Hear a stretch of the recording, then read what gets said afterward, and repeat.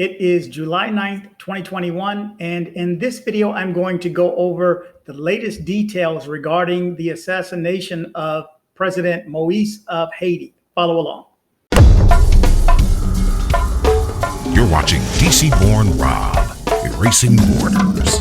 And now, the news. Okay, good morning, good evening, good afternoon, wherever it is you're located, and thanks for watching. My name is Rob Christian, also known as DC-born Rob or DC Rob or Rob, and to them all. In this video, again, I'm going to go over the details. Well, I'm going to read a story that I found that has the most information provided regarding the assassination of the president of Haiti, President Moise, which includes the fact that out of the people that killed him, 26 were from Colombia. That's right, they were Colombian. But first, a quick update on the Reed case. If you have been following me for any period of time, you are aware of the murder of Timothy Ravel Reed in Barranquilla, Colombia, on April 20th of this year. What has been done during that time? Not a lot. But the reason I haven't posted as many videos or update videos as I can on this is because a lot of the stuff has been going on behind the scenes, a lot of communications, a lot of writing back and forth and ignoring from that side. And I just want to say thanks again to the gentleman that is helping me. We know him as O, and the Reed family is aware of him. And definitely the brothers in Ecuador are aware of him.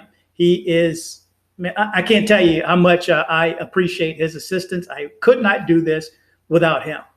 Okay, first piece of news updated for the Reed case is, if you didn't hear that I kind of reported this a week and a half ago, the deal for the sale of the property did not go through. That's right.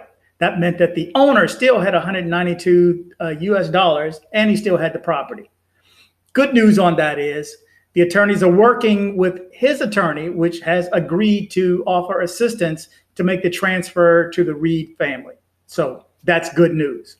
Most recently, I have emailed everybody, let me tell you, from the prosecutor's office, the Fiscalia, to the mayor, you name it, and I have emailed them, to our government officials and congressmen and senators, and it's been a lot. It's been a lot, and thanks again to O for that. But I want to read to you a message that I received back from the Fiscalia. We had to, which is the prosecutor in Barranquilla, we had to translate it, but I'm sure it should suffice for you. But here's the note.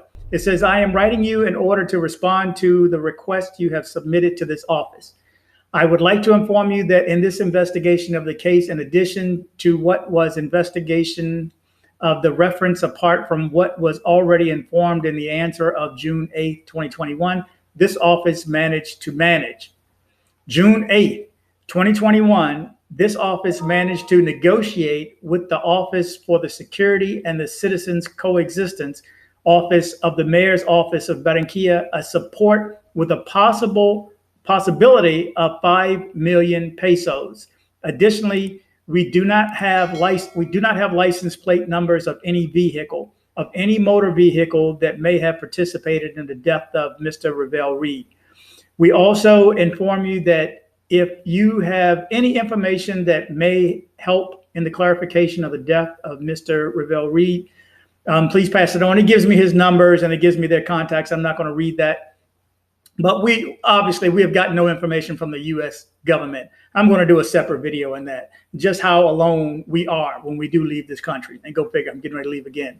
But I wanted to let you know that they are attempting to put up a 5 million peso reward for the capture of the murder of Timothy Ravel Reed. So that bit of news I wanted to jump out. Also, I wanted to alert you regarding the brothers. Well, not alert you. We're doing a lot of videos, a lot of Zoom calls. We did one yesterday. Man, there is a group of individuals in Ecuador who has gotten together. And I kept seeing people pop up, 5, 6, 7, 8. There's 9 of us.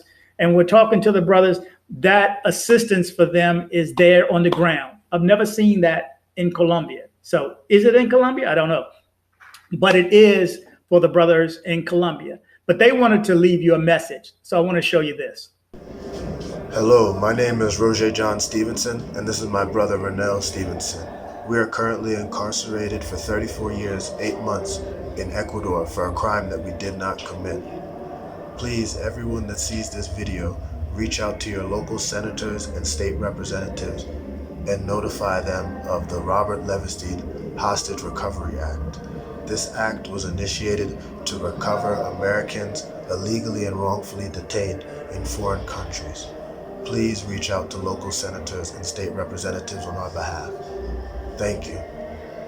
Okay, there you go. Okay, so you've heard it from them directly. They need your assistance, and I will put more information at the rear of this video, and we have more videos that we're recording. We're recording tomorrow as well. Okay, so my first story is about the assassination of the president of Haiti. Okay, this is, again, from InfoBay. They had the most amount of information, most concise information, most volume of information and details. Okay, it says roots, names, and how the 26 Colombians who participated in the assassination of President Jovenel Moise arrived in Haiti. At the moment, according to information from the Colombian and Haitian authorities, there are 26 Colombians involved in the assassination of the president, of which 2 were killed, 8 are fugitives, and 15 are being held. And it gives a few pictures of them. It says after 48 hours of the assassination of the president of Haiti, Jovenel Moise, authorities of the Central American country managed to capture the mercenaries responsible for the crime, among whom are retired from the Colombian military forces and 2 Americans. According to the preliminary information released by the newspaper El Tiempo, these subjects initially arrived in the country, arriving through Punta Cana in the Dominican Republic on June 4th, and later they entered Haiti through the Carrizal border post. According to the Bogota newspaper, one of the detained ex-military men would be Manuel Antonio Grosso Guarin, who until 2019 was one of the best prepared soldiers in the Colombian army, who received training from the Special Command with U.S. instructors. In addition, it was learned that in 2013, Grosso was assigned to the Urban Anti-Terrorist Special Force Group. Similarly, according to the investigation by the Haitian authorities, Grosso would have arrived in the country on June 6th because on his social networks, this man would have published photos from the place.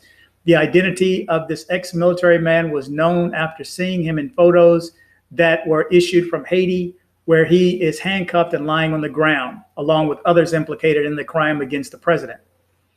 Okay, in the middle of the press conference, the names of those involved are known, and a map issued by the National Police indicating that according to the investigation carried out by Interpol and Haitian authorities and the collaboration of travel companies in Colombia, he managed to establish that Duvernay, Capador, Giraldo, and Rivera Garcia Herman Alejandro undertook their trip last May 6 from Colombia to Panama.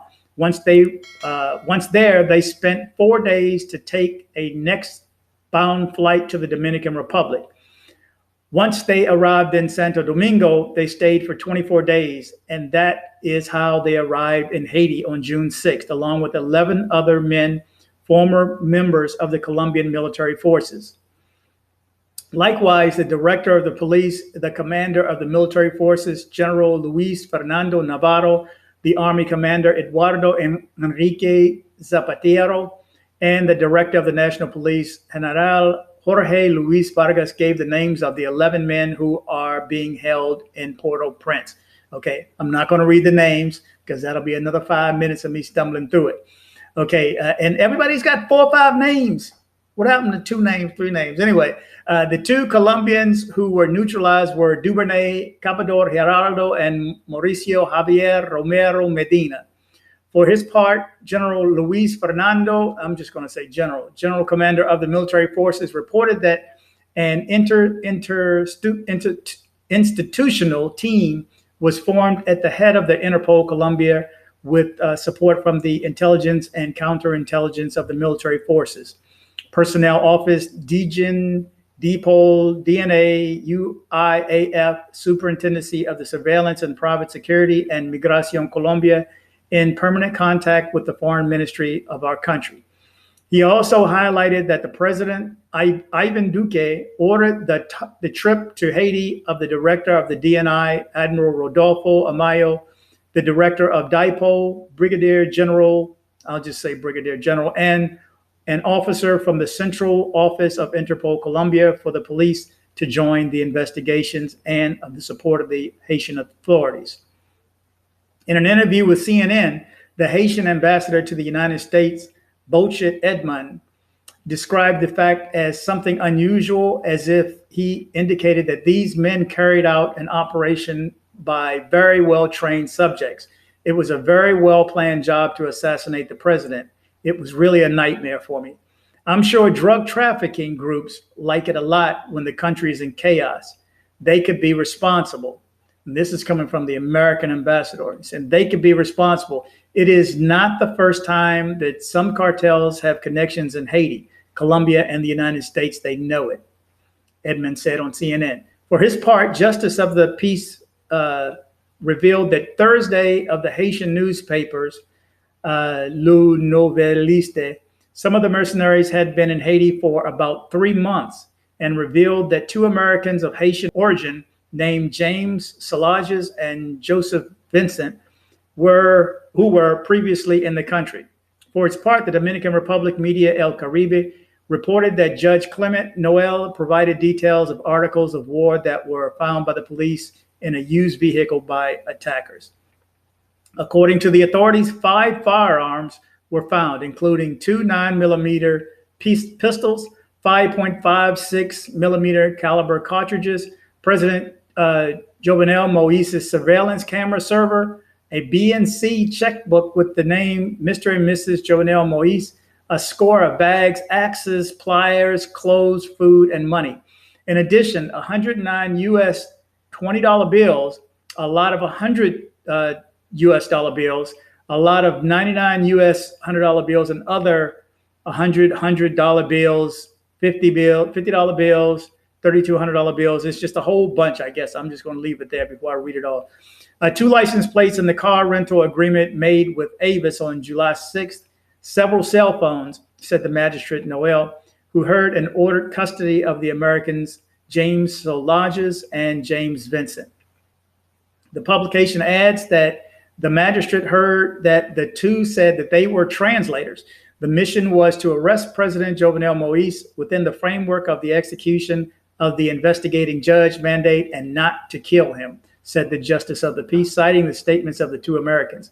When asked about the sponsor of the mission, James Salages said that he found this job on the internet and that they assured that the mission consisted of detaining President Jovenel Moise in the framework of the execution of the judicial order of instruction and not to kill him, the judge reported. 2 Colombians were reportedly killed amid the arrest of the involved and assassinated the president of Jovenel Moise. In the middle of the operation, they captured those responsible for the murder of the president of Haiti. It was known that the death of these 3 Colombians whom it was known, according to the statements of the Haitian media, Le Noveliste, that it was found dead in the area of Route Stanillo Vicente Pition Ville. The wounded man entered a house and climbed on the roof. He bled and died. And that's the most information that I've been able to find. I was going to read 2 or 3 different stories, but they were all pretty much the same. This one just had more information with the guns and the money and so on. So I wanted to pass it to you as soon as possible. Thank you guys for watching. Please support the brothers that have been held illegally